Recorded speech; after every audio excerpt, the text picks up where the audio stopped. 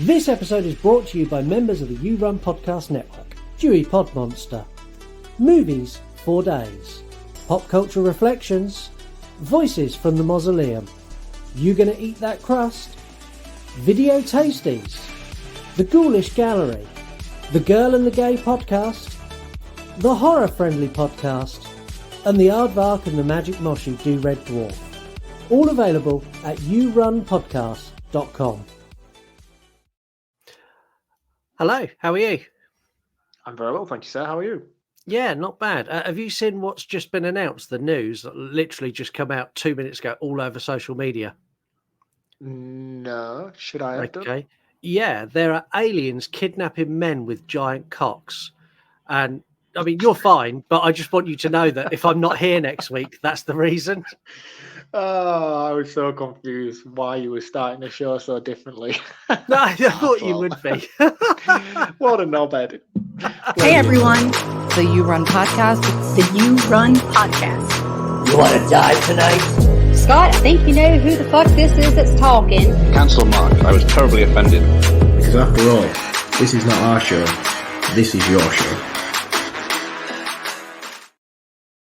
Hello, welcome to an out of this world episode of Horror Movie Review. I'm really proud of my opening this week. Yeah, I'm proud of you for that one. That was impressive. Well done. You caught me off guard there. This is the intergalactic division of the You Run Podcast. My name is Scott. My name is Mark. And every Monday we review a movie picked by you or a new release if the mood so takes us, which we haven't done this year yet. We will. We will do so. Yes. You can get involved in future episodes and interactive features by following us at yourunpodcast.com or at yourunpodcast on any of the social media channels. If you don't know what the interactive features are, you'll work it out as we go through this episode. They're pretty apparent when they happen. For top-notch movie reviews and video collector content, you need to follow Mark. That's VHS from the Crypt or Reviews from the Crypt, and he is on Instagram only because he is very vanilla when it comes to his social media tastes. It's not that I'm vanilla. I just don't have time, man. I haven't posted a review in ages because I've just been so busy with real world problems. But I will get back to you all. I promise. I promise it is all coming. I do still watch and I do still review. I just haven't posted anything because I've just been too busy. But the review page, the VHS page, is very active. Yeah, it's very, very active. And you say you haven't got time, but you had time earlier in the day to send me this. Oh, brilliant. That, without context, is a very strange photo. It is. Like that was just sent to me randomly by Mark. It wasn't random. It wasn't, I promise. It completely was random. And if anyone's not watching on YouTube, now is the time to go and look at what I just showed Mark. And if you missed it first time, it was a blink and a miss it. I'm going to show you it again. It was that. To be fair, though, considering the kind of photos we usually send to each other, that's pretty tame. This is very true. One day I'm just going to leak the group chat. Could you imagine? I'll leak the group chat in like a reel.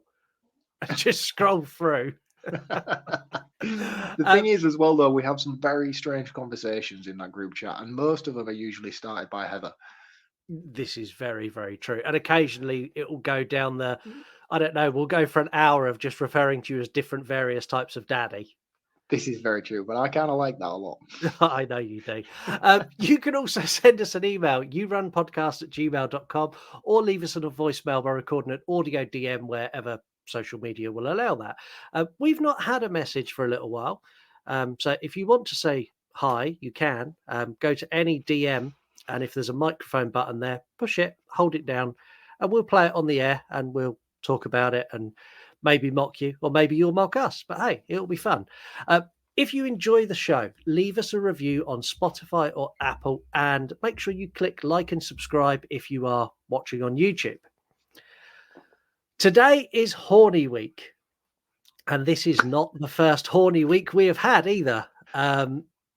We've done a couple of these, and we give you a selection of sexy horror movies to choose from. There was Jennifer's Body, there was Pearl, there was Hellraiser, and to my surprise, you didn't pick any of these. Instead, you picked a movie I was convinced was going out in the first round.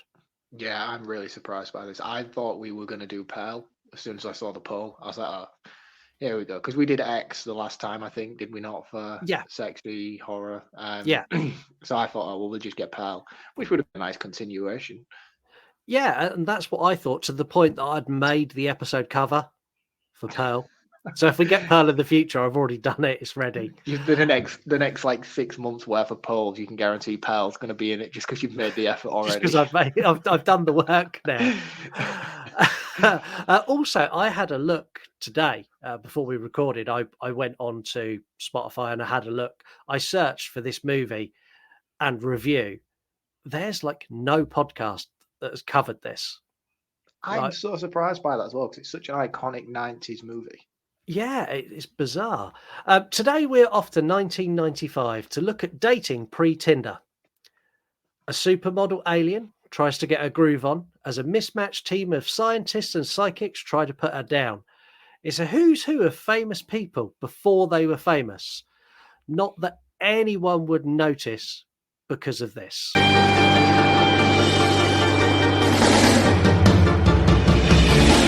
I wanna see your titty breasts. Can you please pull them out? And if you follow my request, I put them in my mouth.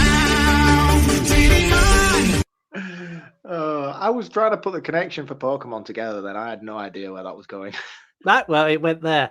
There are more boobs in this than any movie I've seen that's come out in the 90s. This is the most heavily boobed 90s movie of all time. Yep. Let's not beat around the boobies. Let's get straight in. It's Species from 1995.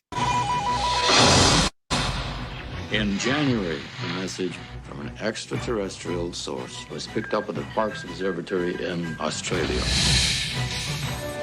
A new sequence of DNA, friendly instructions on how to combine it with ours. This growth is amazing. The decision was made to terminate the experiment.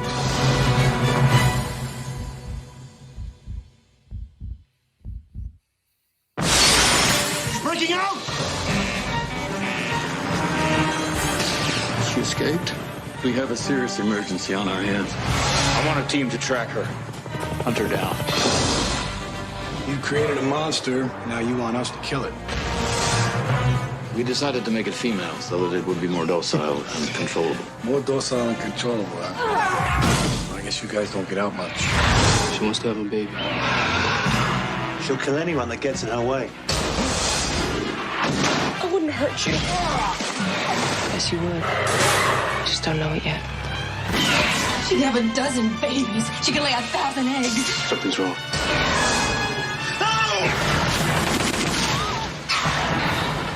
She's here! Yeah! Open the damn door! Hey! Oh, God.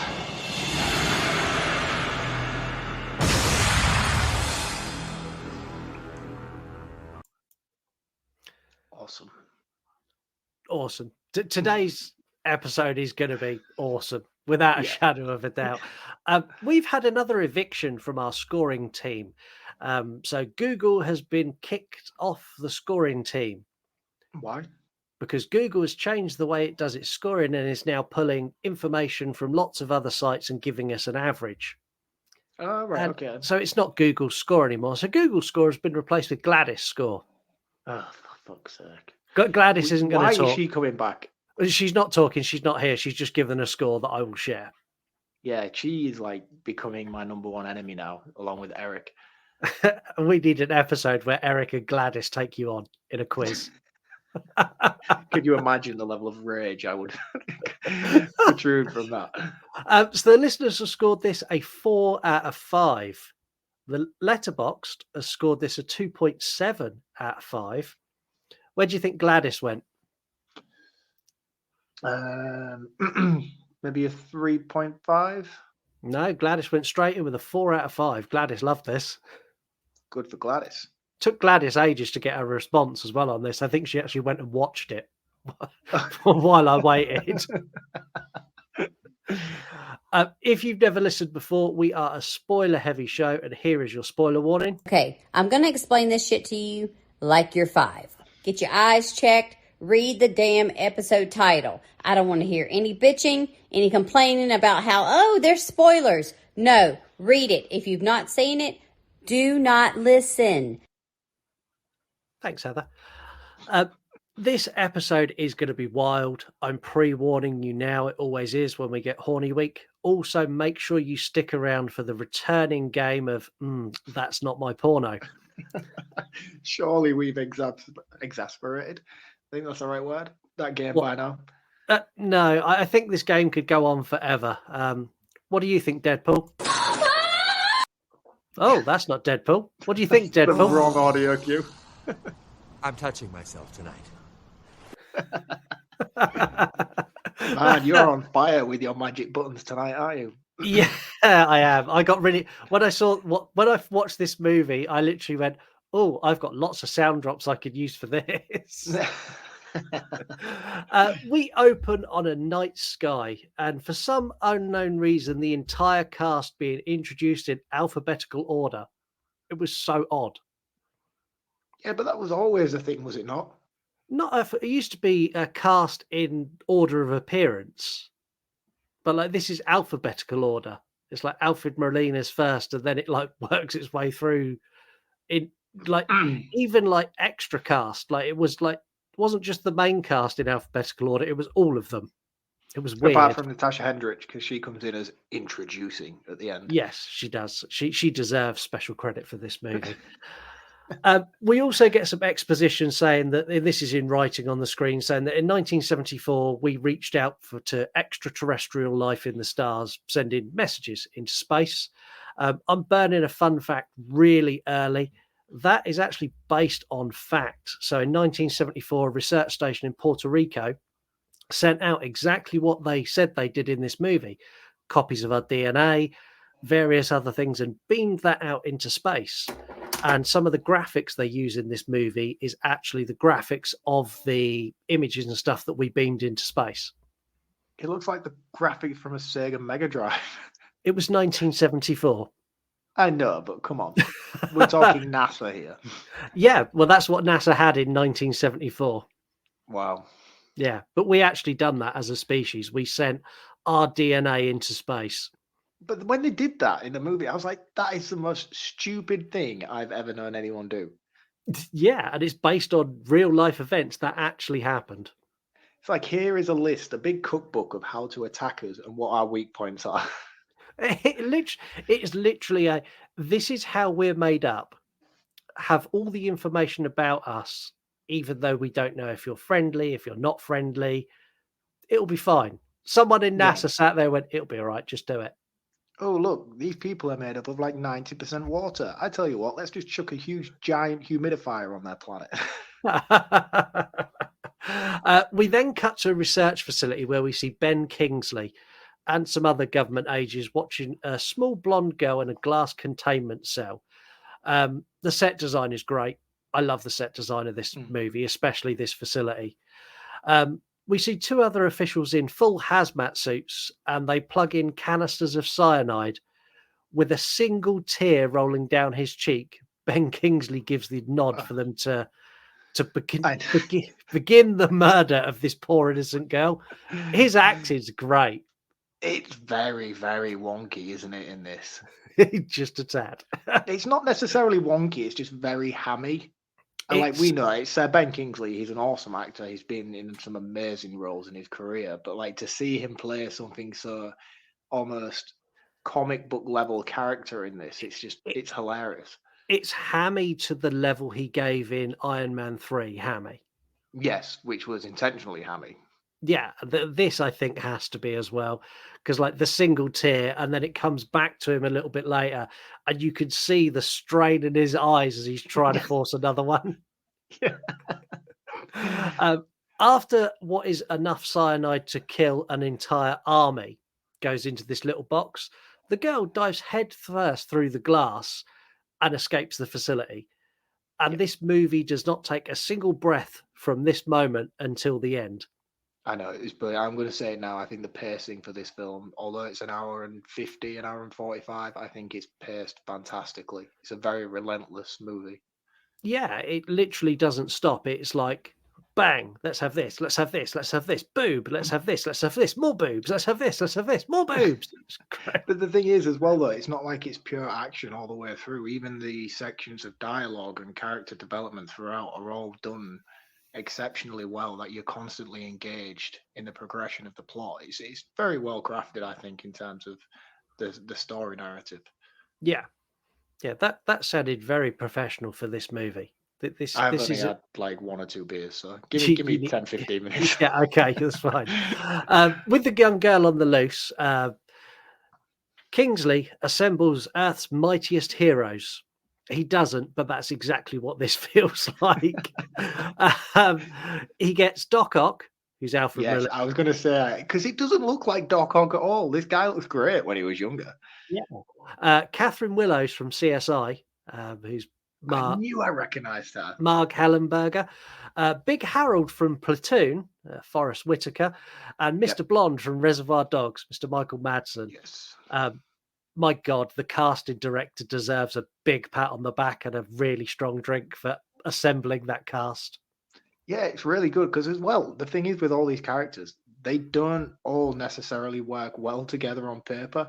If you look at all of their careers and their filmographies and stuff that they've done, to have them select 4 people, including Ben Kingsley 5, as an ensemble, it just doesn't seem like it would work at all. But it's great. I love it. I love their dynamic. Each of them have a particular set of skills. So Melina is a paleontologist. I can't pronounce her name. Is it Helgenberger? Helgenberger is a molecular biologist. Whitaker is an empath, which means he can, I don't know, he feels things very strongly. Is that an empath? Yeah, you see, I have a bit of an issue with his character because there's a lot of stuff that he says which is very psychic, grounded in science and almost believability. Obviously, he's very understanding of feelings and emotions and stuff like that, which is perfect. I would have just taken that. But it's later on in the film where he starts touching concrete and can feel people's presence. I was like, fuck off, man. Use the Force, Whitaker. Use the Force. Yeah, he becomes a Jedi about 30, 40 minutes into this film, which just annoyed me. And then you've got Michael Madsen, who's just played his character from Reservoir Dogs. He's just a government hitman. He's great. Yeah, he's the same in every single movie. I don't think I've seen him play anything different. And I don't think I'd want to either. No. In fact, yeah, you're right. No. Like if I put on a film and he was playing like a deadpan, really serious, like depressed character, I'd be like, "Where's your gun? Come on, do something. Don't be that. Don't be that guy. Shoot him. Yeah, don't be that guy. Cut his ear off." It always blows my mind that his sister's Virginia. Every time I watch The Candyman, I'm like, that is insane to me that is Michael Madsen's sister. Yeah. Kingsley now lays out the plot and full backstory, and this is done beautifully. So he's briefing his team, and in doing this, gives us all the information we need in like 6 minutes. So he explains that they sent out the transmission to space. He explains they got 2 replies. The first was a formula for renewable energy that will make fossil fuels obsolete in like 10 years. And the second was an alien DNA and detailed instructions on how to combine it with ours. Which was really cool. Like, I like the idea that they didn't just go with the whole, let's just go and invade the planet, or let's just send a rocket alien down or anything like that. They sent information, and it's the humans at fault. It's us who then created the problem. Yeah, because scientists are scientists, and they went, oh, that's a good idea. They've told us how we can fuse this unknown alien species with our own. Let's do that. They make 6 embryos. No, they made 8 embryos. 6, and then they froze a further 2. So they had 8 in total. So 5 of the experiments died, except 1, which is the young girl in the box. And there's 2 that they put on ice that come into play a little bit later. This is where we find out the little girl is called Syl. And he also explains that she was having nightmares. And when she was doing that, her body was morphing in weird ways. and that's what gave them the decision to put her down. And the visual effects where she's getting like the lumps and stuff come out of her still look great. Yeah, there's a lot of the CGI in this that looks fantastic, but again, there's a lot of it that doesn't. You mean when we get to the Green Goblin at the end? Yeah. But again, I have great stuff to say about that when we get to it. Yeah, this is interesting when they decide to kill her, because the thing is as well, they don't just do it out of fear. They have a solid explanation as to why. It's not like, oh, she's getting too carried away, let's put her down. They say, look, we're going to terminate this one so we can then go off and study more and understand it better before we try again. And considering the level of intelligence you need to watch this kind of alien who wants to have sex with humans kind of movie, they go above and beyond the point of needing to with this film, I think, with explaining everything and making it very digestible for the audience. Yeah, like everything in this movie is extra and over the top. Like all of the explanation, all of the performances, like they added so much more that honestly they could have stripped 30 minutes out of this film and I still would have walked away just as happy as I was with what they gave me. I would have done indeed. But the thing is as well, though, the 30 minutes out there, it's great. There's nothing that needs pulling out of it, but there is a lot you could strip back. You are right. Yeah, but yeah, don't take any of it out. There's one attention to detail you saying about things that they've done extra that I loved in this, and this is us watching Sil learn. So when she first gets out, she's trying to get to a train. She's trying to get away from the facility, and we watch her in a shop, and she's watching people pay for goods and services, and she understands that that's how you obtain things. You need this magical paper and these magical cards, and that's how you get stuff. And then when she gets on the train, she goes up to like the concession stand thing and she breaks the drawer, showing how strong she is, which is cool. But she takes all the money. And it's just that they show you that she learned that. It wasn't a case of she instantly knew she needed money. They show that step of learning. And I thought that was cool. And they do it throughout the movie as well. They do it throughout the movie as well. And there's one of the best moments where they do it, which is so brief. And I'm curious to know if you picked up on it, but we'll get to it when we get there. Okay. I'm curious now because I think I picked up on most of them. Whether it's yeah, we'll see. It's an obvious one, so I'd be surprised if you didn't, of all people. Once on the train, she gets all the money, like I said, and then she goes and sits in a carriage, and the ticket conductor comes round and says, "Tickets, please," and she buys a ticket. And the conductor's the first person who's actually been nice to her. Like, she was very sweet as well. Really sweet. Like, "Oh, you traveling on your own?" And Sil doesn't talk at this point. She just sort of nods. She's like, "Are you meeting grown-ups when you get to the other end?" And she nods. She's like, "Okay, well, I'll come back and check on you later." We see Sil eat lots of chocolate pudding and a banana like sideways on with the skin on that made me gag. When she bit into the banana with the skin on, I was like, "Oh my god, that's like eating leather." That's honestly, I literally went when she done that. I've got a real thing of like fruits with skins on. Have you? Yeah. Please don't tell me you're a grown man who peels an apple. No, I eat an apple like a normal human being, but I've seen people who, like, I know someone who will eat an orange with the skin on. No, why would you do that? It's just wrong. I mean, can you do that? Yeah, I've seen. Well, it's not an orange. There's someone who, when we worked in the office, used to work in the office. They'd eat a satsuma, just literally bite into a satsuma, eat the skin, the lot. Do monkeys peel bananas? I don't think monkeys do. I don't know. Someone needs to let us know. Do monkeys peel bananas? This is the depth we've got to with our show now. I don't know why that came to me. I just thought... We don't want to know anything about movies, anything about your life. Just tell us, do monkeys peel bananas? Because we're too lazy to go Google it. Yeah. Sil has a nightmare on the train where she dreams of having sex with another alien. I'm assuming she's one alien and the other alien's another alien. And she freaks out completely and like rushes into the bathroom. And then we get these, I don't know, 90s CGI tentacles. I'm not a fan of these. No, this was a little bit rough, to be honest with you. I remember watching this movie back in the day, and I never ever questioned any of the effects in it. I always thought this was amazing, like top tier level stuff. And I imagine on its release it probably was. But again, now, nearly 20 years later, it's nearly 30 years later, it's a bit sort of questionable in places. Yeah, but it is not 30 that years bad. old. It's not that bad, is it? I mean, we've just done Sharknado 4. And let's be honest, there's elements of this movie that look a hell of a lot better than that. Yeah, and to be fair, for a movie of its age, the effects throughout are great. Like this, I remember watching this when it came out, and this was like mind-blowingly good. Yeah.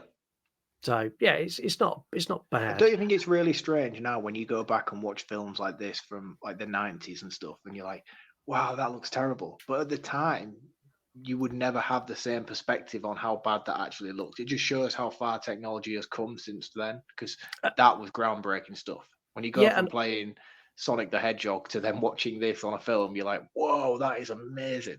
Yeah, and the thing is, it's like, I remember playing all the original Tomb Raider games, and they've just remastered them. And if you watch the original versus the remastered side by side, I remember the first time I played Tomb Raider being like, it's like watching a real woman like do handstands. This is incredible. And now I look at it and it's like, it's a blocky, like dodgy stick character with pointy boobs. Do you think in those situations your imagination just takes over and connects the dots? I think it must. Like, are we going to look back now in like another 20 years' time at PlayStation 5 graphics and be like, look at the state of that? Do you know there's a high chance we will, which I think is quite amusing. That's insane to me.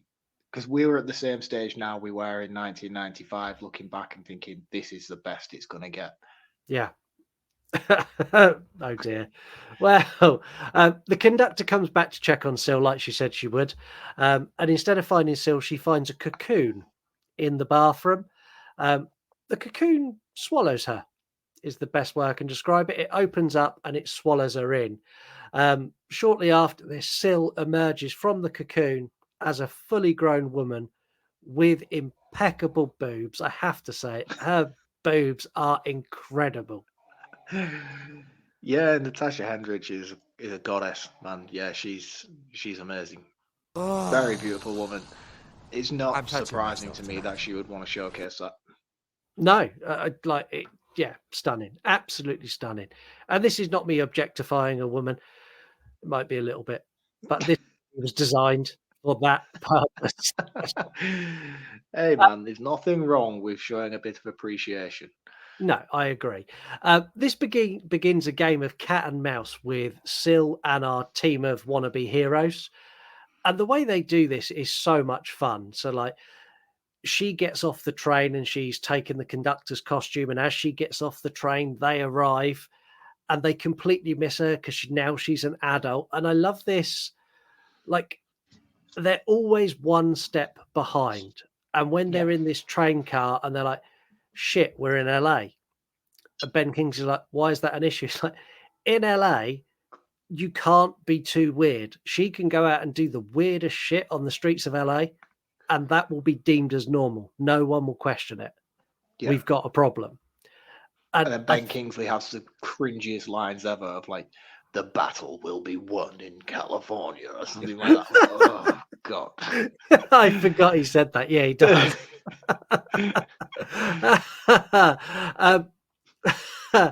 They realize, obviously, now she's out and about and that they think she looks different because she's come out of a cocoon, that they've got no leads. And they don't have a lead until Syl uses the conductor's credit card. Now, Syl used this to check into a motel. And I like it. She goes and checks in, goes into her room, then comes back down to the front desk and goes, I need a man. You see the guy at the front desk, like almost like straighten himself up and then realizes, actually, no, I don't stand a hope in hell. There's a club down the road. Go try there. Yeah, just look for the long queue. So you didn't pick up on the thing that I was going to explain then. So when she checks into the hotel, the first thing she does when she walks in the room is turn on the TV. This brief 20-second montage as she's flicking through the telly foreshadows the entire plot of the film. and basically gives her her plan for crashing the car, which she sees the car roll down the hill in a movie. She then flicks a channel. She sees some woman dyeing her hair, changing it to a different color. And there's one more after that, which I can't remember what it is now for the life of me. I wish I'd have written it down. I know this movie inside out, so I didn't take any notes for this episode. But there was another one that has relevance as well to the end of the film. But it basically, as the film progresses, it follows the exact plot of the brief montage of commercials she watches as she checks into the hotel room. It's really clever really and cool. so And brief. I did miss that. Completely missed it. And I've seen this film loads of times. Yeah, it's really cool. I've seen it a million times, and it was only this time watching the movie and actually paying attention for the purpose of the show that I picked up on it. And I was like, that's amazing. How have I never noticed that before? And it is literally plot thread by plot thread as she's flicking through the channels of what happens at the end of the film. That's really cool. I like that. I do like that. When I watched this, I looked at it through a modern day lens. And if a girl went down to a reception of a hotel or a motel now and said, I need to find a man, the scene we would get now would be him explaining to her how to download Tinder. Yeah, He that is wouldn't have sent her literally how anywhere. it would be. Exactly how it would be. At the club, Syl starts talking to a man, and another woman kind of like bursts in front of her and like kind of steals the man from out underneath her. And then Syl follows her to the bathroom. And this is another instant where she learns. So the woman apologizes and says, well, sorry, all's fair in love and war. And then she goes into one of the stalls. Syl leaves the club only to return by her alien hand bursting through the wall and ripping this woman's spine out. Very cool. All Really practical as well. Looked great. Like, yeah, this movie, when they do practical, is an advocate of why practical is always best. Especially when you see the two contrasting against each other. You're like, why didn't you just do that all the way through? That was awesome. Exactly. Syl pulls another guy in the club and asks him to take her home. And again, this is where the team are always one step behind. So as she's outside in a car, the team have arrived because they've been to the motel. They've spoken to the guy. He sent them down to the club. They burst in. They find the body as Syl and this man are driving away in the convertible BMW. Yeah. Yeah. Which it's always one step behind. Which is really cool because I had that BMW in the early 2000s. Not that car. I had that one. Are you a car man? You strike me as the type of person who's like into cars. No, I'm not really. When I was younger, I was a little bit more. So I had a convertible BMW in bright red, in race car red. Like your pride and joy.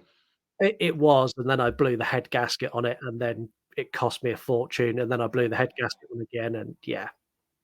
I've never understood it. I've never understood this whole petrol head side of life. Like, I get cars, I crash cars, I get a new car, I then crash that car, and then I get a new car until I got a van, which vans are like bricks. And it turns out you can't really crash a van because people are scared to drive near you on the road. You can pull out at any junction and people think, I'm not going to drive into that. But the same for me because I now drive a big truck. Oh, yeah, of course you do, yeah.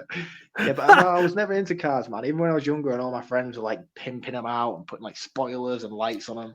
No, I never done crashing them into trees and shit. Yeah, I never done any of that. The one thing I do have with cars, I've got a real obsession with convertibles. I love a convertible car.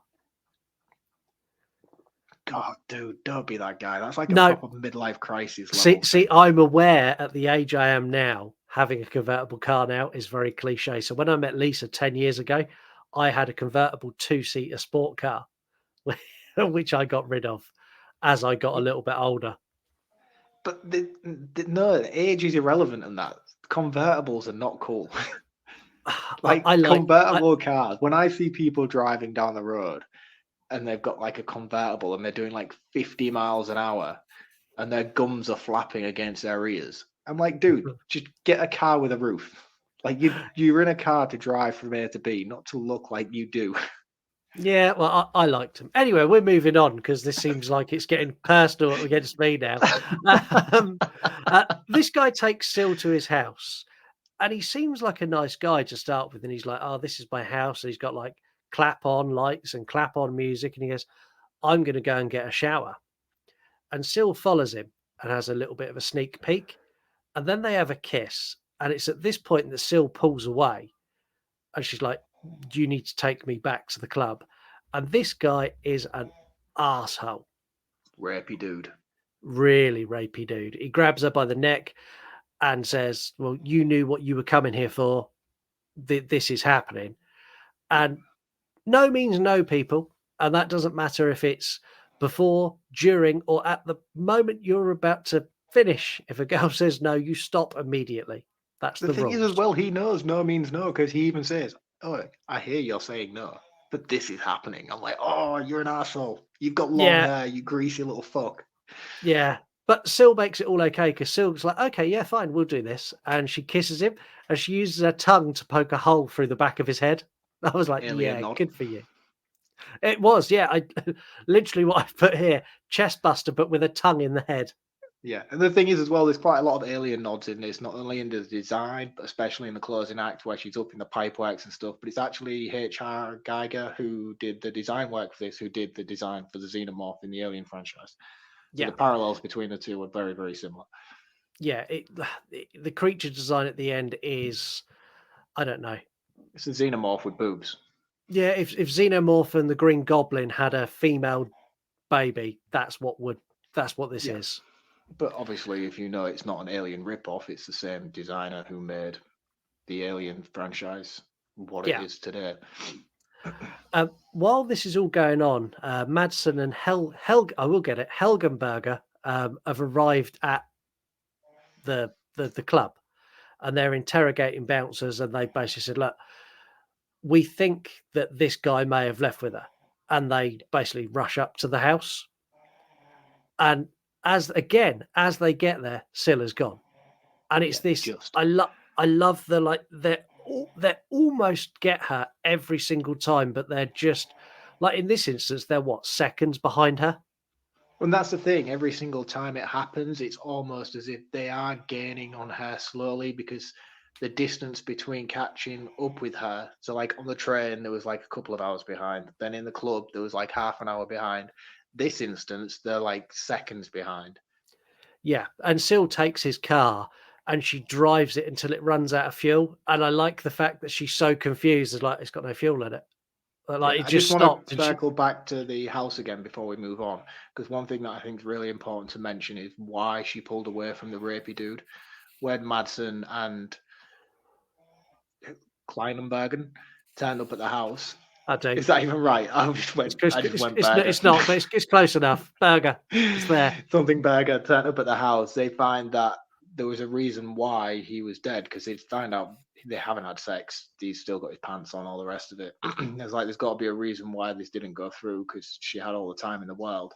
They discovered that the guy is diabetic and he's taking insulin shots. So therefore he wasn't a fit match. So the reason why she pulled away from him in the first place was because he wasn't top tier specimen, if you will, for reproduction. Because that's the purpose of her game right now, is she's trying to reproduce.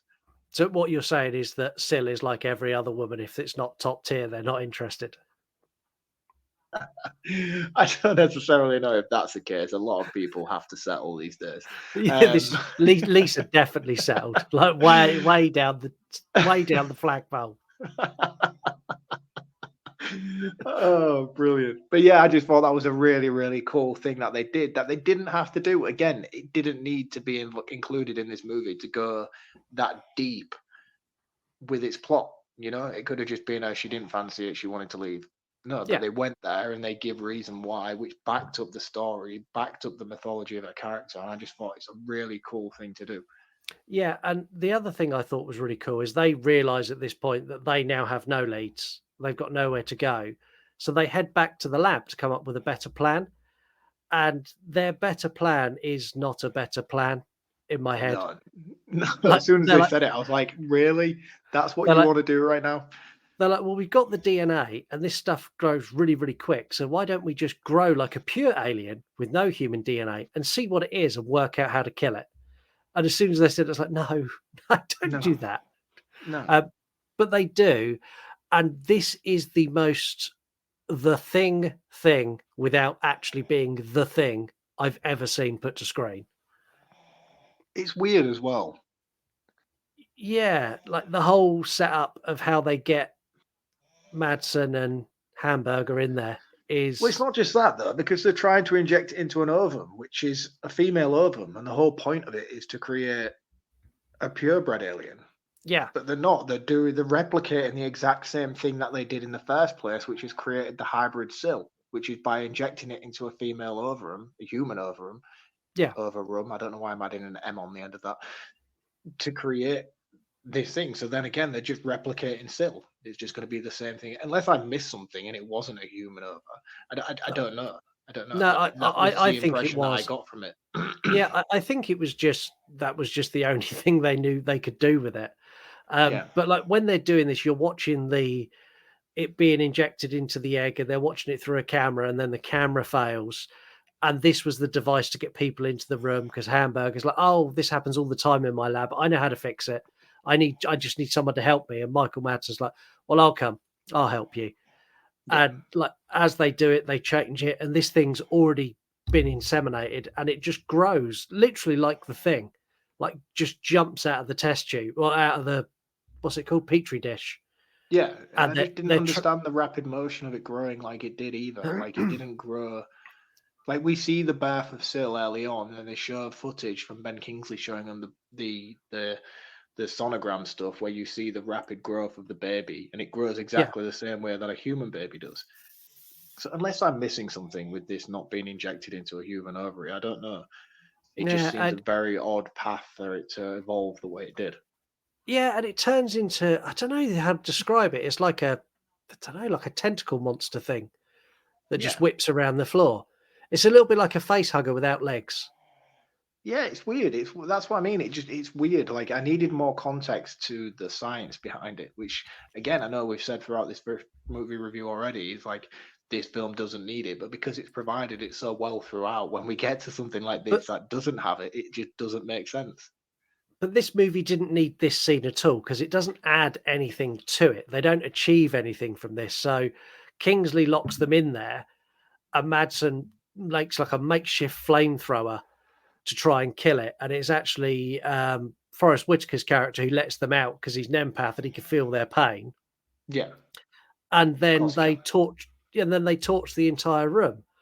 But they didn't gain anything from this, and there was no payoff. So like when they come out, Ben Kingsley's like, I'm really sorry, but you understand, right? And Michael Madsen's like, yeah, no worries.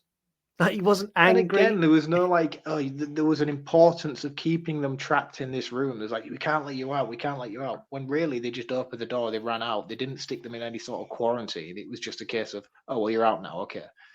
Yeah, it's fine. I didn't get it. I think it was made. I think the only way to really take anything away from this scene is the fact that Ben Kingsley is willing to do anything in order to keep this thing contained. I think that's what it was trying to present to us as an audience. Unfortunately, in my opinion, I just think this scene in particular was probably the most poorly executed in the entire movie. It didn't really have enough to it. No, it didn't need to be here. Like you could take this out and the movie still flows perfectly. Agreed. It's like a side quest. It's like a side mission in a video game, this bit. But it very much feels like that as well. You pull away from everything that's flowing at such a consistent pace throughout to then take a complete step back to where we started in a laboratory sort of thing. And it was just jarring. As cool as it was, without context, the whole scene is very tense. Don't get me wrong. It builds in a very well sort of way to a point where you're like, oh shit, are they going to get out? Are they actually going to kill him? Obviously, we know they're not going to because we've just watched the trailer and we've seen the entire plot of the movie. But the point is, it's like it does hold that level of impact in this scene. I'm not taking anything away from the scene in particular. It works very well, but when you take a deep dive into it and try and dissect it with its purpose within the plot, it feels very out of place. Yeah, it does. What happens next, I think, is really clever. So in Sil's attempts to kind of get away from the team, she ends up getting hit by a car and she gets knocked through like a bus stop and she's knocked unconscious. And a nice man in a convertible car, because nice men drive convertible cars in red, stops and takes her to the emergency room. Doesn't call 911, literally picks her up, puts her in his car like some sort of trophy and drives her to the hospital. I know this is insane. This woman got projected through a bus stop, literally Yeah. thrown through a bus stop.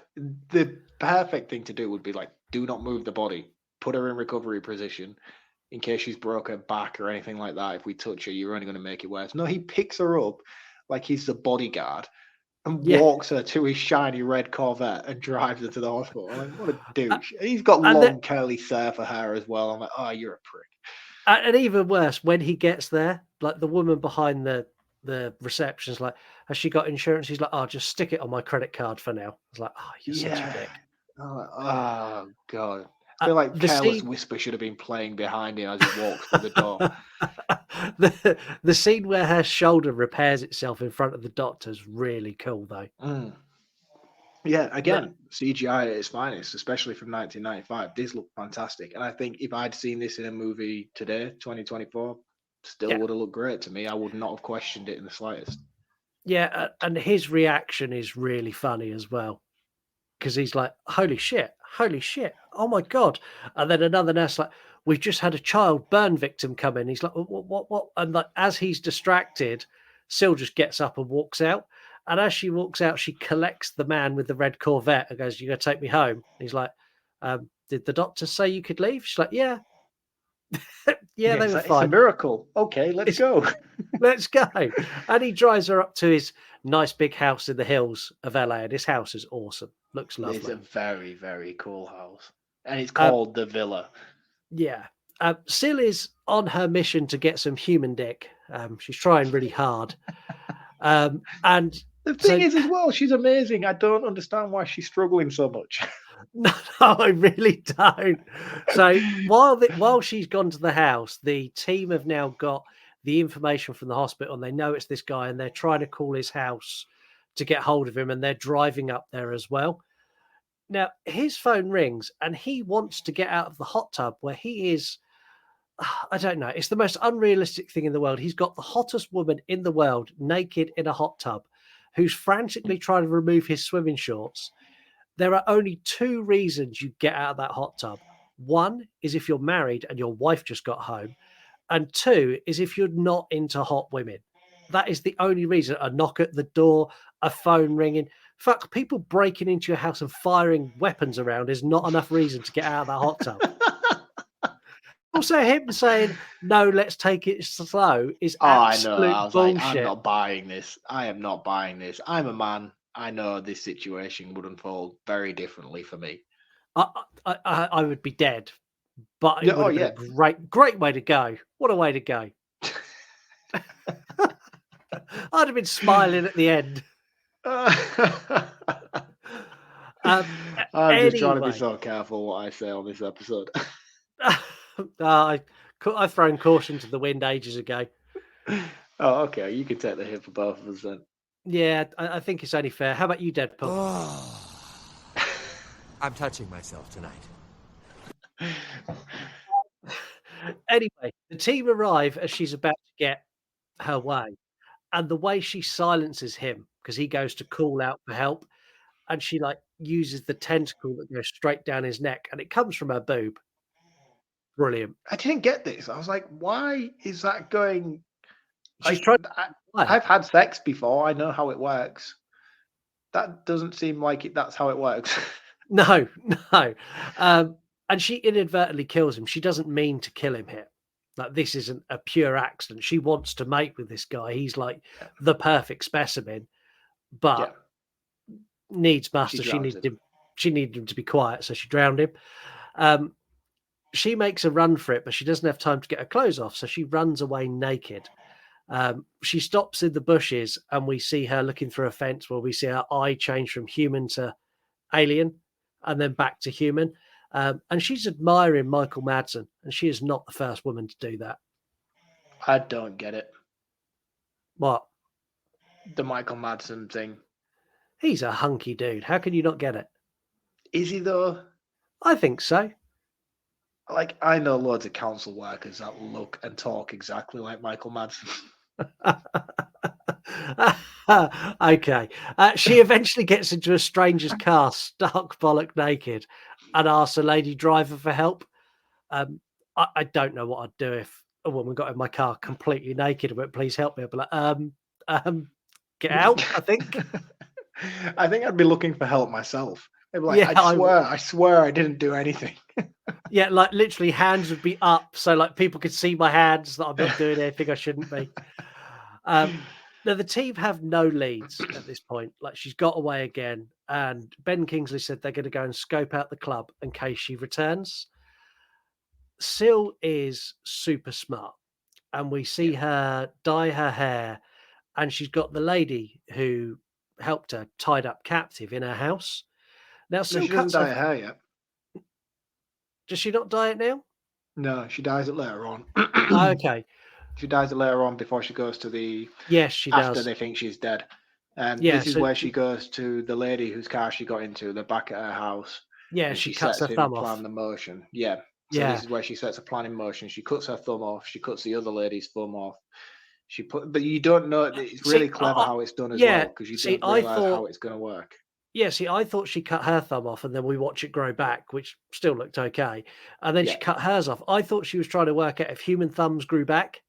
No, this is the plan she set in motion from the TV advert she saw when she was in the room at the hotel. So what she does is she cuts the lady's thumb off. She cuts her own thumb off. She throws the lady's thumb in the trash, puts her in the car, and then she drives off to the club.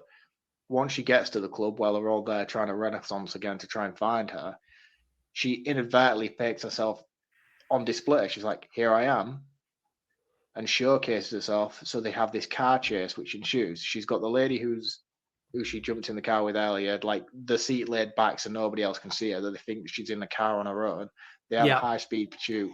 She's got the back filled with like gasoline or petrol or whatever you want to call it, all across the back seat. She takes a certain route which she knows exactly where she's going to go. She jumps out of the vehicle as it's rolling down the hill with the thumb, discards the thumb, the car crashes, they find the body.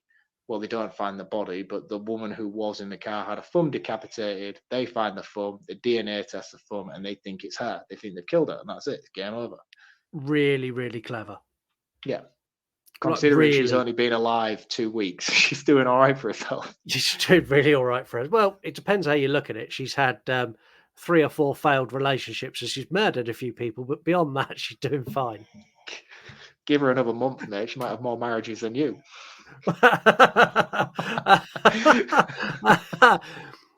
This is where she dyes her hair. So the team are basically, Ben Kingsley goes, "This is it. We've done it. It's a success. I'm going to put you all up in a hotel. We can all have some drinks. It's going to be great fun." And they're at like this hotel that's got a bar. And one of the things I thought was really funny in here is Forrest Whitaker's character doesn't drink at all. He's like, "I do not drink alcohol. It's not my thing. It's against my religion." And Doc Ock is buying him Long Island iced teas. He's like, "I love tea. This tea's amazing." It's like, and he's just absolutely smashed. And I found that really funny. Yeah, really cool.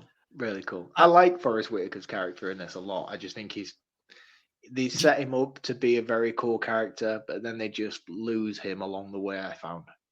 Yeah, use the force, Whitaker. Is pretty like every crime scene, and I've deliberately not focused on it because it doesn't sound good, but like every crime scene he goes to, he's like, "Oh, I feel something bad's happened here." And there's like a body laid on the floor, like missing something bad's happened here. I can feel it. And like they all look at him like, "Really?" But the annoying thing is they set him up really cool at the beginning to sort of like understand emotions and things like that. And when they're playing back the CCTV footage of Sil as a kid in his cage and things, he's almost feeling, and you can see him tearing up inside because he's relating to the emotion she's displaying. I'm like, that's amazing. Like, because that's digestible. Like, I understand that. I understand that people can be that educated in human emotion to understand it on that certain level. But then when it just gets to this sort of point in the movie where it's just like closes his eyes and sticks his hand out like he's Neo, I'm like, oh my God. I also like the fact that Michael Madsen's character is convinced Sil's not dead. He doesn't buy this at all. He's like, this doesn't stack up. It was too easy. And he even like mistakenly grabs a woman in this hotel thinking it's Sil. Hellenberger goes to the bathroom and like she's about to go to bed. She's like, "I'm just going to go to the toilet." And she goes to the toilet and she bumps into Sil, who's now got her hair dyed a different color and even lends Sil some of her perfume. It's so just, she can smell like, this was really cool as well, because she lends the perfume to smell like her, because Madsen's got a thing for hamburger. yeah. So he's like, oh, let me have some of your perfume so I can smell like you. And then, yeah, another and subtle plot progression that didn't need. Yeah, and it works really well as well, because they leave and Hellenberger goes up, and then Madsen's like, well, I'm going to call it a night, boys. And he gets in the lift, and Syl gets in with him. And when Syl gets in, he goes, oh, your perfume's really nice. She's like, oh, thank you. And he goes into the bedroom, he gets to the floor, he goes into the bedroom, and him and Hamburger just unleash their desires. How erotic was this, by the way? Like another level of realism. So like they take their clothes off, and like she drops straight to her knees. I was like, wow, I've never seen that in a movie before. Okay, and even to now, I was like, the insinuation of what's going on here is just so at the forefront. I was like, surely this is not okay for a studio production to be presenting this like it is in a cinema.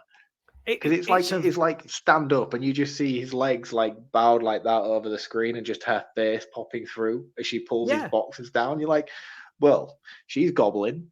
Yeah, it's the thing is, it's a really realistic adaptation of how that would have gone down. Yeah, it's not like romantic or caressing. No. It's just clumsy and fumbling, and cool, man. It was really cool the way it played out. I liked it a lot. Melina, on the other hand, is failing miserably, and like he tries chatting up two girls downstairs, and then they've got boyfriends, and he gives up and he goes up to bed. When he gets up there, Doc Ock has won the sex lottery. He's met by Syl, who's in his room, and she wants to mate with him. And we get some full frontal nudity cowgirl riding. I appreciate this scene, but I imagine I appreciate this scene nowhere near as much as Alfred Molina did when this was filmed. That was the only thing in my mind when I was watching it. I was like, you must be living the dream. Do you know one thing that always makes me really, really curious about movies like this? When you see scenes play out like they do. This is going to sound weird, but I'm going to go with it anyway. Like, for me, if I was in that situation, I would find it extremely difficult not to be aroused by it. I'd have a raging hard-on. That's exactly what I was trying to say, but in a much subtler way. Without a shadow of a doubt, I wouldn't be able to help it. It would just that thing operates independently of me. So, like, in that moment as an actor, how does your brain operate to not have that occur? Or do you have the conversation with the actress beforehand and say, look, I'm sorry, but this is just going to happen. Like, just please know that how would you even come across presenting that conversation? I think you'd have to have the conversation of like, look, you're a really, really, really attractive woman. You're going to be naked on me, and you're going to be grinding on I know it's on my belly. However, that is going to have an effect, and something is going to poke you in your lower back. I'm really sorry. Exactly, though. Like, the whole time, I see it all the time in sex scenes in movies. I'm like, that has got to have happened in that moment. There is no way. Yeah. And people are like, yeah, but it's different, man. You've got like 30 crew members stood around watching you. I couldn't give a shit how many people were stood there. Yeah, that's uncontrolled. I could be in a stadium, and I'm pretty sure that would still happen. I don't think it's something I've got that much ability to stop that happening. It just in a stadium, my mind would take over, thinking everyone was cheering for me. The thing is, though, like all guys know this. Like, we'll wake up in the morning and it's there. We're like, we've not had a dream. We've not done anything. It's just got up to like have a look around. Yeah. It's crazy. It's crazy. Yeah. It's like have a mind of its own. It genuinely does. Maybe it's got a bit hot and it's lifted the covers to get a bit of airflow. Whittaker goes up to his room as well, and this is where he goes full on Neo. He lays there and he goes, I have a feeling. And like he knows Syl is there, and he goes and knocks for Madsen and Hamburger. No, he touches the door of his hotel room. Oh, and he like gets the sense, and he is full Neo. You can feel it through the door. I'm like, see what I mean? You've killed a great character here. Yeah, and then he goes and wakes up Madsen and Hellenberger, who come out, and they all kind of like burst into Doc Ock's bedroom and find he's dead as she breaks through the wall, and she is full Green Goblin at this point. Yeah. Also, conspiracy theory, Molina didn't die here. He went on to become a great scientist in the Spider-Man universe. These movies are linked. Make me nothing happier to know that was the case. Very bitter because Matt Michelson killed his children. Yeah. Seal goes to hide in the basement and the others go in pursuit. I don't know. When we get to the basement, nipple tentacles and alien birth is what we get now. Mark, do you want to take us through like kind of how this goes down in the basement? Because at this point, I'm like almost like sensory overload. It's like she's giving birth. Why are there tentacles coming out of her nipples? Why is he trying to use the force? Why is there a fully grown child there? Like this all just blew my mind because it happens in like 8 seconds. It does, yeah. It's very weird. And again, they put Forrest Whitaker's character to the test because they say she's gone this way. And then Ben Kingsley's like, you're full of shit. You know nothing. I'm going this way and you're coming with me. To which point he dies immediately. So that's Ben Kingsley's character's gone.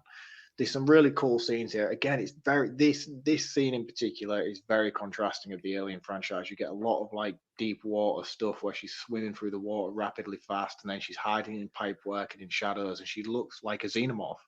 Basically, she does look like a xenomorph with boobs. And how convenient is this set in the basement? So they've got like a raised platform, and underneath it they've got deep water, and then above it they've got pipework. It's like the most contrived set, and that doesn't exist in any basement of any hotel anywhere on the planet. Not one with a cave as well. So after Kingsley's dead, they find this cave entrance. They go into the cave entrance, all of them, and this is where Syl gives birth. The birthing scene's actually really, really cool because we get Syl in a full prosthetic outfit at this point, and there's some really, really cool practical effects of her body opening and things like that, and it looks fantastic. You get full alien nipple erection scenes. Not that that's a turn on, but the practical effects work that's used to do it look really, really cool. And she gives birth to a baby boy. Yeah, and also that chamber's full of oil as well, which again is really convenient. They find a cave. Is that oil? Because that's what I was curious about. I didn't know if it was. Right. Yeah, it's oil. They say I thought it was oil. maybe his flamethrower that had caught. No, right. that's oil. So that's an entire lake of oil just where she happened to give birth. Why there hasn't been a war over this hotel, I have no idea. It's already in the United States. They know about it. Okay. The Russians are coming, guys. So Forrest Whitaker's character, he finds the alien thing. This is really, really cool. We see the kid take out a rat, which again, there's CGI involved. It's okay at this point. It looks great. But then we get him stood on top of the cliff face and he starts growing these tentacles and this mohawk of spikes forms on his head. Yeah. And then he darts back. Forrest Whitaker falls and then it comes and it's like a full CGI species xenomorph alien with like a baby's face. Did you see like the half baby face thing that it had? I was like, that is creepy as shit. I thought this looked really, really cool. And Forrest Whitaker throws it into the oil. Behind him is flamethrower falls into it, catching fire, which now creates like a death pit of lava, which they all have to contend with. Which kills the baby. Causing Syl to lose her mind. Yeah, Syl loses her mind and attacks, and long and short of it, Syl gets a grenade launcher to the face and makes her head explode. She does. But before she does, she bounds about a bit and she looks dreadful. Yeah, I skimmed over that because I was trying not to draw attention to the, I don't know, almost like Sonic Pinball levels of graphics as she bounces around this room, jumping from pipes to walls and crawling around. It's bad. Yeah, do you remember that TV program with like Animorphics or Animorphs or something like that, where like the people like turned into like animals and things, and then you had like the weird CGI animal. It looked like that level of like 90s children's TV shows. And I don't ever remember it looking this bad when I always used to watch this film. And it didn't look... There's elements of it that look terrible where she's jumping from like rock to rock. But then when she's within close encounter of the characters and stuff, that looks all right. Like that was digestible enough, I thought. But there's a lot of elements about it that look terrible, I'll be honest. Yeah. The final scene of this, we see them sort of all have a hug because they survived. Happy days. We see a rat eating one of the tentacles, and then it mutates into an alien rat and uses its super long tongue to eat another rat. Yeah. Which I could have done without that, if I'm honest. Yeah, but I expected it. It's the 90s. They always like to leave movies on these levels of cliffhangers. They're all the same. It reminded me of like that Godzilla remake with Matthew Broderick, where you get that final Godzilla reveal at the end. Yeah. The little baby Godzilla. It was like that moment. I haven't seen any of the sequels to this, so I don't know how part 2 picks back up, but I know Natasha Hendricks is back for the second one. She is. I think she plays Eve in the second one. Oh, so it's a different character completely. It's not Syl returning then. No, from memory, she plays Eve, and that is a different character who just looks the same. Right, because I think the third one, Awakening, is played by a different character.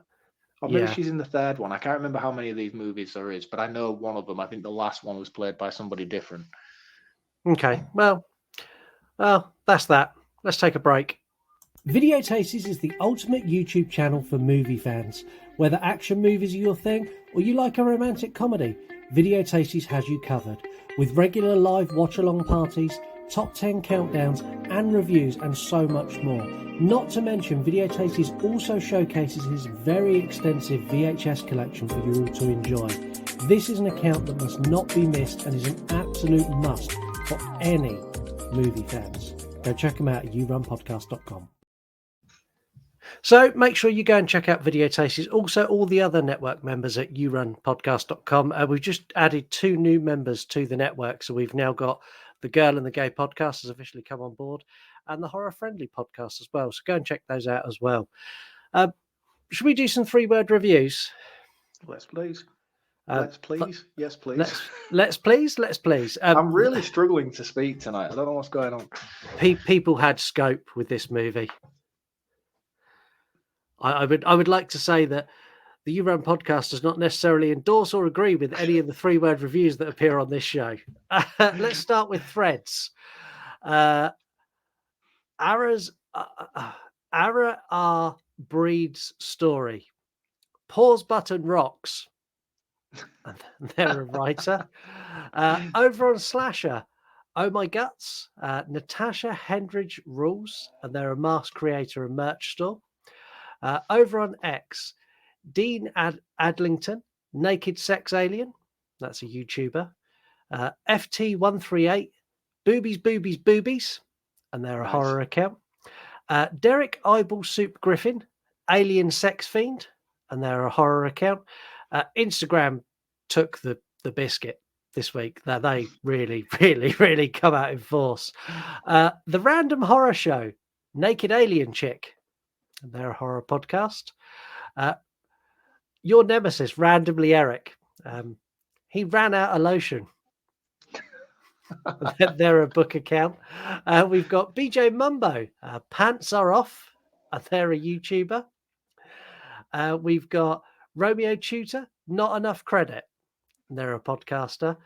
Nerdy Dad 424242, A Lot of Confused Boners, and they're an aspiring filmmaker. We've got Creature Pod, which is Chunky Larry. So much jizz. Oh, okay. They're a TikTok account and a very good podcaster. And finally, we got Tashita1013, Reasons I'm Bi, and they are a horror fan account. Excellent. Which is your favourite this week? We've not asked for your favourite for a couple of weeks. As much as I would like to go with something silly, I'm going to go with Not Enough Credit. I think that this is a very underrated movie, and I don't think it gets the respect that it deserves. So I think that's the most apt 3-word review this week. We don't always have to be funny, guys. Sometimes we can just be factual. Yeah. My favourite one is Creature Pod, So Much Jizz. Okay, anyway, funny. I'm going to go boobies. Anyway, TikTok talks. We have a TikTok talk. This comes through from a TikTok account called Tragic Ra, and this is what she had to say about this movie. I remember when this movie came out. I remember the hype that it got. I remember that it was up for MTV's Movie Awards Best Kiss. If you know, you know. Might want, actually. Hold please. I'll be damned it did. So, I grew up in a very sci-fi, fantasy, and horror household, so most movies that had anything to do with aliens, I was watching. Syl was something super special because she was almost like a femme fatale alien. I love this movie so much because it's totally 90s era sci-fi paranoia at its finest. Secret government conspiracy to hide the fact that we have aliens. We're gonna throw together a team to hunt said alien. Before Men in Black, by the way. We're gonna throw a badass like Michael Madsen in the mix, and for some weird reason, Forrest Whitaker is a weepy psychic or something. Gandhi shows up and is in charge of the government cover-up. I do love the cast. This could very easily be considered a B-rated creature feature, but in my opinion, I always liked the story. I like the special effects, and it's a pretty sexy sci-fi horror / erotic thriller. I will say that my favorite character is Syl. Yes, super sexy alien driven to mate and all that stuff, but they threw obstacles at that character and she had to adapt. You can be sexy all day long, but sometimes you need to be clever and sexy. I thoroughly enjoy this movie and I love the second one as well, so glad you brought this one up. Thanks, bud. Have a great day. Wow, that was cool. The editing gave me a bit of a seizure, but yeah, she seems like a cool person. Tragic Ra's account is amazing. The way she moves the camera, I would argue, is unique to her account on TikTok only. Yeah, that was cool, man. I could slowly feel myself being like that. But yeah, that was great. Super cool account. The link to Tragic Ra is in the episode description, so if you want to go and give her a follow, go and click on that.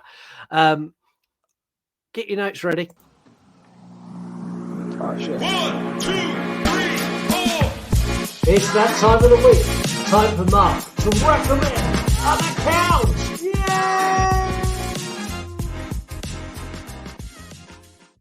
Yay! Yay! This week's recommended account is Flashback 90s. Flashback 90s is obviously an Instagram account because we know I go nowhere else. This is a meme-based account that showcases all things 90s nostalgia in very, very funny ways. If you follow me on my VHS page, the chances are you will have probably seen most of this stuff because I share it continuously to my stories. With these movies being 90s and holding such a nostalgic element for me, I figured it was appropriate to go for something 90s themed with my recommendation. And if you are a 90s fan as much as I am, you will get a lot of benefit from checking out this stuff. It's really cool. It brings back a lot of nostalgia elements and flashbacks to stuff that you had as kids or growing up with, and things that bring a warm sense of love and joy within your heart. So check them out on Instagram. That is Flashback 90s. They are a meme-based account, and as always, let them know that the You Run podcast sent you there. Yeah, that account sounds. I love 90s nostalgia accounts. Yeah. I really like. Genuinely, they. I'm touching myself tonight. Fuck's sake. They make me do that. Let's do some facts. This is one of the few movies that Michael Madsen claims he is particularly proud of. He said that he is guilty in his career of doing things just for a paycheck, and this is one of the few movies that he'd done for a paycheck and is actually really proud of the end result. Yeah, I have to feel like there is a lot of them in here, excuse me, that were in here because they were offered substantial amounts of money to be part of it. Yeah. But then got to the end of it and was like, actually, that was pretty fucking cool. Because this was a big hit in the 90s. Oh, massive smash hit. The poster for Species was everywhere. Everywhere. Bus stops. Yeah, everywhere. You know, the really sexually charged sex scene between Michael Madsen and Marg Hamburger. Completely improvised. The director said, do what feels natural. And again, we talked about it. It was the most natural way of portraying it. I thought that was so cool. And the fact that was improvised is amazing. Yeah, the fact that it's improvised, that she performs oral sex first. Yeah. What a star. it's just a clumsy approach to sex that is so natural, and I like that approach to it, and it translated well for me. I thought that's cool. I have moves, by the way, guys. I do have moves. It's just 9 times out of 10, they're probably more clumsier than that. I'm glad one of us has moves. I don't have moves. Ben Kingsley he's a well-respected actor and is treated a certain way on set. And one of the things he has on set is a special chair. And he's very protective over his chair and who sits in it and where it is and all that kind of thing. Michael Madsen thought this was fucking hilarious. So would do things deliberately to like torment him with his chair, like hanging it from the production crane outside or tipping garbage on it as soon as Ben Kingsley got up. And to the point that Ben Kingsley, when you listen to the audio commentary for this, Ben Kingsley's like genuinely like, he got to the point where I came close to violence. Gandhi nearly pulled off his flip-flop. He did. We nearly got a completely different character instead of Ben Kingsley. We nearly got Pierce Brosnan in that role. I think that would have worked. Pierce Brosnan's an excellent actor and he's very versatile. I think he could have pulled this off. The only reason he didn't do it is because it clashed with filming for GoldenEye. Ah, that's a shame. I think I would have preferred him actually in this role. Ben Kingsley's great, don't get me wrong, but he's very Marmite as an actor, I find. How about Arnie replacing Michael Madsen? Because he was attached to the project originally. That doesn't surprise me at all. Some of the one-liners and stuff that Michelson gives throughout this, I was like, yeah, they were written for Arnie. Yeah, and do you know why Arnie dropped out? He dropped out when he realised the budget was not big enough to sustain him. Can you imagine if he was attached, though? Then again, this would have just cast shadow upon his performance in Predator, I think. They're very similar movies. Yeah, very similar. Alfred Molina, the sex scene he has with Natasha Henstridge, she was quite nervous because it's the first time she'd done a sex scene like that ever.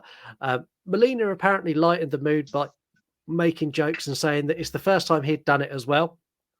And it's clearly not. He'd done it in Pick Up Your Ears in 1987 and in several TV shows as well. But he was trying to make her feel happier and more relaxed about it, which I thought was quite cool. So, you know, when Syl is born from the cocoon? Yeah. When she goes from being young girl Syl to hot Syl. How they done this was that was filmed upside down because they wanted the fall to be genuine. Right. And behind that cocoon is just an open set. So Natasha Henstridge was completely naked, covered from head to toe in KY jelly, and then 4 stagehands forced her through the cocoon. Oh my God. It sounds horrific. It sounds horrendous, man. Like the poor woman, what she must have had to endure throughout this film. One thing that flashes back to me then is that scene where she's like, he was on about her hid behind the bush completely naked. Yeah. Like there is moving traffic behind her and stuff while she's filming that scene, and she's just running around. I'm amazed there wasn't a car crash behind her. The kiss, so the tongue through the back of the head, was meant to be much bigger. So H.R. Geiger basically wanted to use something that they were going to use in Alien, but they didn't. And the idea was that the tongue was going to go in and down through his body, and then barbed spikes were going to basically protrude out of everywhere. And it was basically going to tear him to pieces as she pulled it back through. The studio rejected it after it being shot because they didn't want to get an X rating. Oh, so it actually exists out there somewhere. It actually exists. I've searched everywhere for it. I cannot find it. It'd be like one of them things with Event Horizon. Oh, Event Horizon, man. I need to find the uncut version of Event Horizon. Ah, be awesome. But that's our facts this week.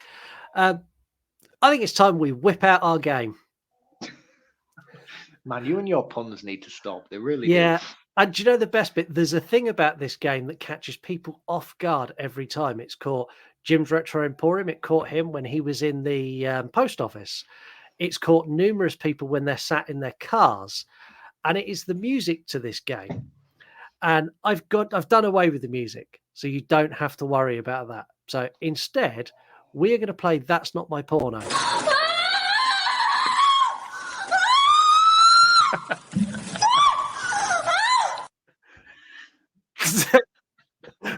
Is that now what the it's new like music. every time? That's the first time I've heard that. No, that's not what it's like every time. That's what it's like this time. I've taken away all the nice music behind it, so it just sounds like you're listening to porn. Sorry. Oh, brilliant. So this is a game where I give Mark the name of a porno movie, and he needs to tell me if it's actually a porno or if I made it up. Now, previously we've done horror movie parodies, we've done trans porno video movie parodies. Today we're doing porno parodies of sci-fi movies. So I'm going to give you the name of a sci-fi porn parody, and you're going to tell me whether it's a actual movie or if I made it up. And again, today I am going to prove that I should be making names for pornos. The thing is with this game, though, like, if I'm really good at this game, it makes me look like an absolute pervert. Yeah. So there's no win-win for me here. It's a win-win for the listeners, though. The first one, Flesh Gordon. That is real. I know that is real. I can't tell you how I know that is real, but I know that is real. That is real. This Ain't Avatar, XXX. I'm going to say that's real, but I'm only basing that on the fact that that sounds too simple for you to... You would be more creative, I think, with a title. That is real, and there is an entire series of That Ain't, insert sci-fi name here, XXX. Oh, really? Yeah, there's like 30 of them. So I've only done one of those. Next one. Inner Stella.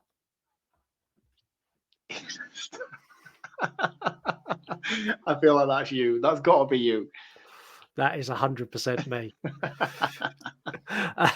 Quantum Deep. What's that in reference to? Quantum Leap, TV series from the 1990s. Real. It is real. And when I saw that was real, I had to go and find out what it was. And it's literally like Quantum Leap.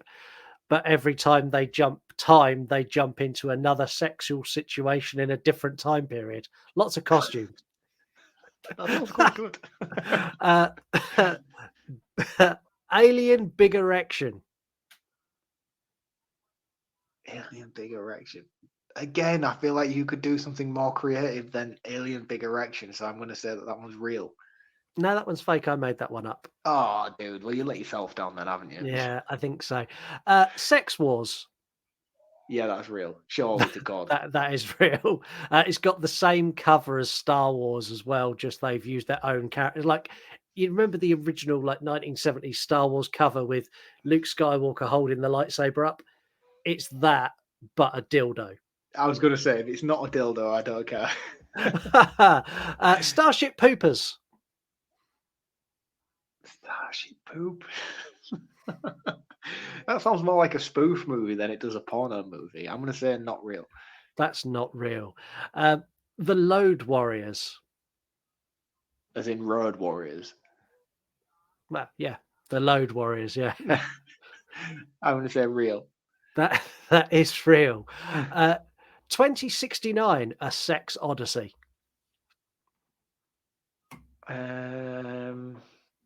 Yeah, real.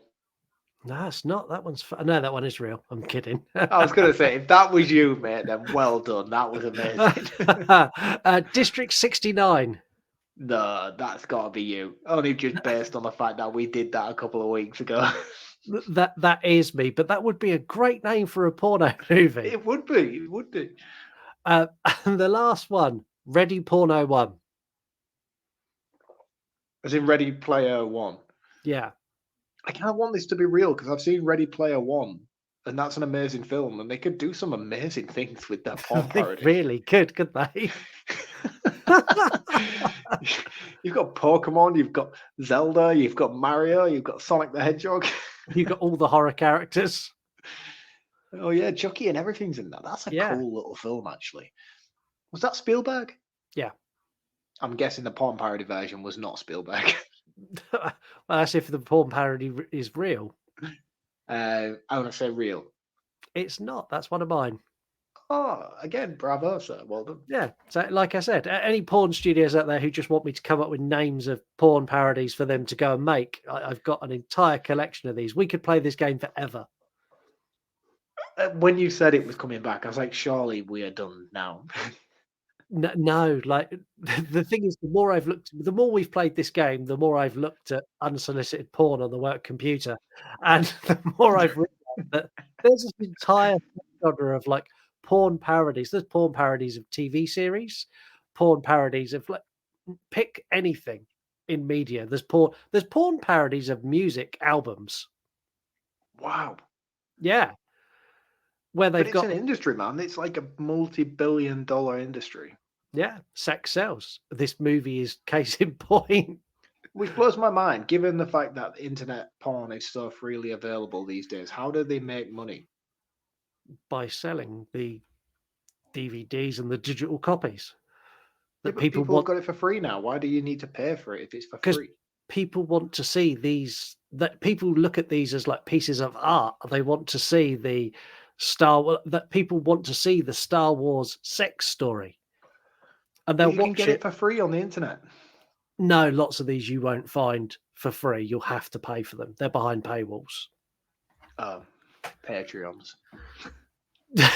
No, proper websites, but like Amazon Prime, but for porn. Oh, these play. I've learned so much since we've been playing this game. Anyway, I'm gonna let you round this one up first. I'll keep it brief this week. I know I say that all the time, but I am going to keep this one brief.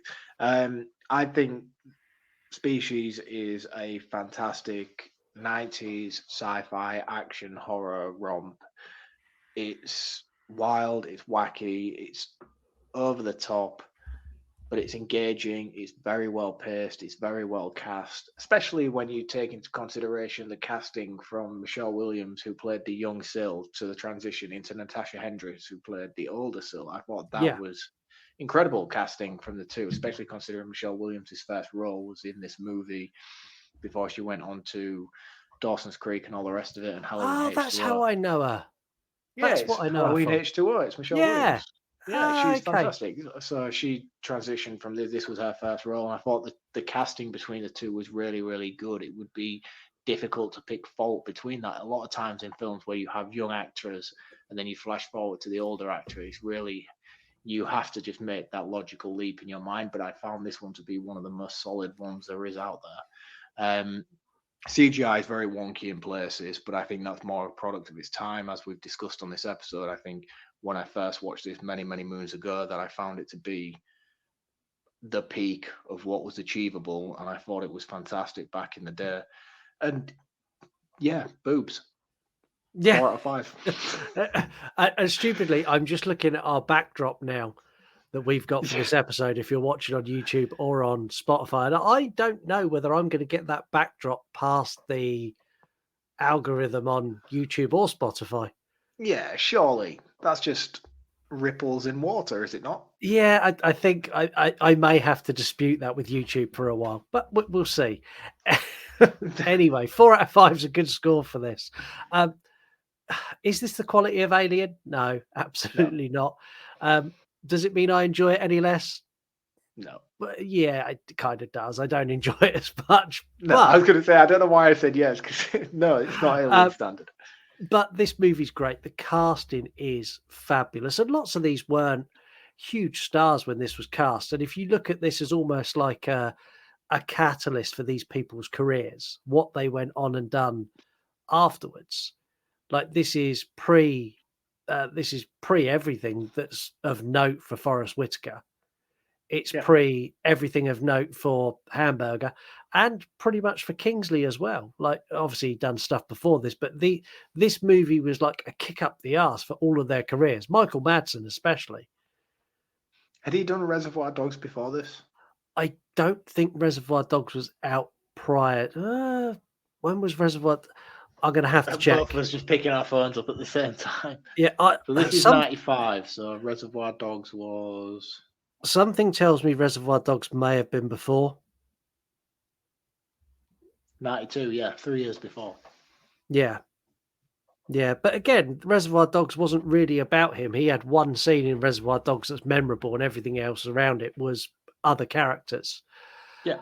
The effects are pretty solid in this, apart from the one or two moments. Like, everything that they can contain on a human being works. As soon as they try to create something that's physically not there, like when they're morphing bodies and stuff, that all looks great.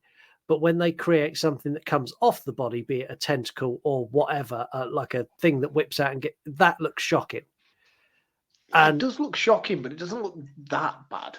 I don't think. I still think it's pretty. I don't know. It's hard to say, really. I would put the CGI for this in the same box that I put the CGI for Event Horizon.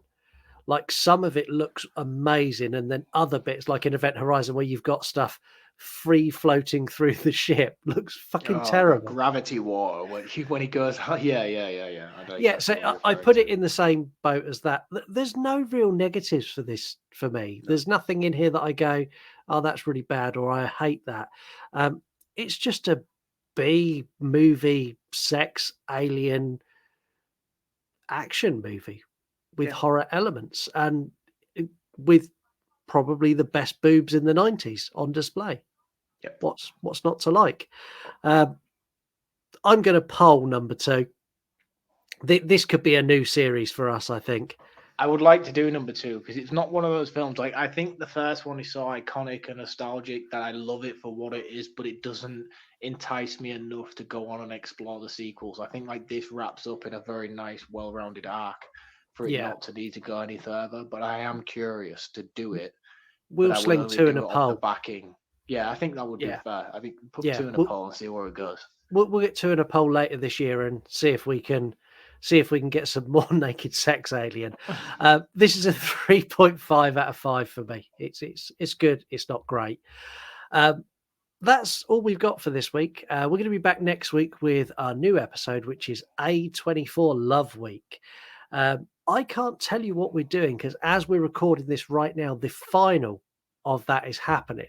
And it's between Midsommar or Hereditary, or if that is a tie, which is, there's a good chance that may tie, I have a wild card A24 movie that I'm going to throw in instead. Brilliant. I hope it's not Midsommar. I can't do another 3 hours of that. I will just sit here in a mood all episode if I have to watch that film again. Do you know, Midsommar is my least favourite A24. It is... No, I'm not going to say it now. I'm going to save it. If we get Midsommar, you are going to have a very grumpy Mark and you're going to have a very grumpy me. And I'm going to make lots of references to how The Wicker Man from 1974 is infinitely better. Yeah, and I love Florence Pugh. I think she is fucking outstanding in all elements of life. I love her dearly. And she is great in that movie, but I cannot abide watching that film again. And I love Hereditary. So if we watch Hereditary, you'll get lots of gushing or you're going to get lots of moaning. So the stupid thing is that, well, it doesn't matter because when this episode goes out, we'll have already recorded whatever episode we're getting. It's already done. I'm hoping for a wild card because I have got an A24 movie up my sleeve that you will make the biggest sigh noise ever. Just go, oh. I don't know what that is either, by the way, guys. I don't know what he's playing at. Usually 9 times out of 10, I know what we're recording a couple of days before I jump on and record. Yeah. But until next time, thank you very much for listening. Have a wonderful week and make sure you go and like, comment, subscribe. Leave us a 5-star review. Like really leave us a 5-star review. It really, really helps. Until next time, we'll see you later. Cheers, guys. See you next week. That's really embarrassing. I've lost the outro. Right, we will see you next week. I'm just doing a weird neck crick all on my own, thinking that was rolling credits. Bye-bye. Hey, everyone. The You Run Podcast. The You Run Podcast. You want to die tonight? Scott, I think you know who the fuck this is that's talking. Cancel Mark. I was terribly offended. Because after all, this is not our show. This is your show.